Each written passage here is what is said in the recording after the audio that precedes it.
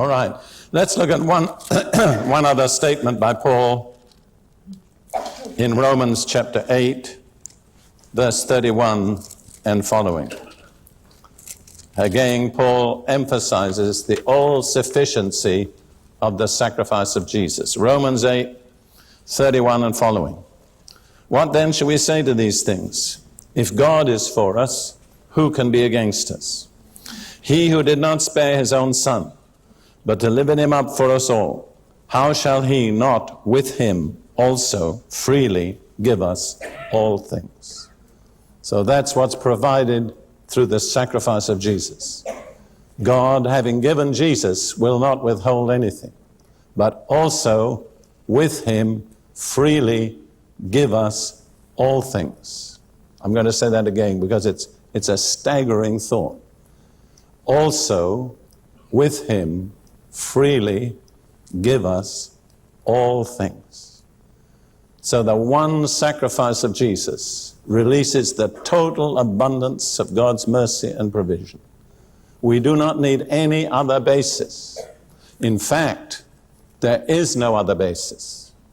This is the one and only and all-sufficient basis for the release of God's mercy and grace. Very important to understand this, because if you come to God for mercy and grace on any other basis but the sacrifice of Jesus on the cross, God will not meet with you, because it's a false basis. It's not true, and God is a God of truth. We can't come to him on the basis of our good works, or our religiosity, or our family background, or our nationality, or our talents, because God is not impressed by those. They do not release the mercy and grace of God. The only thing that releases God's mercy and grace is the fact that Jesus was made sin with our sinfulness, died in our place, and rose again from the dead. And I want to urge you never to pass a day without meditating on that. Never to displace this truth from the center of your thoughts and your words and your life, because as soon as the cross becomes displaced, you'll find that you're not any longer enjoying the abundance of God's grace. You'll find yourself struggling, you'll find yourself perplexed, confused, and very often you'll find yourself feeling guilty. And you won't understand what's happened in my life. Why has things gone wrong? The answer is, what has happened in your life is that the cross has been displaced from the center. All right, the second aspect of the cross that I want to speak about is that it's through the cross that God's supernatural grace is released in our lives. You see, Christianity is not a set of rules. I remember saying this to quite a large audience somewhere, I think it was in the United States, but I forget. And I wasn't really expecting to astonish people, but I said to them casually, of course, Christianity is not a set of rules. And they looked at me in astonishment. I think they would have been less shocked if I'd said there is no God. To me, this is something that's become obvious over the years. Christianity is not a set of rules. It's not a set of laws.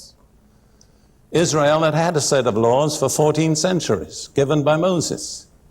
And Paul tells us that the law is perfect, it's righteous, it's holy, it's good. We can never improve on the law of Moses if it comes to a law.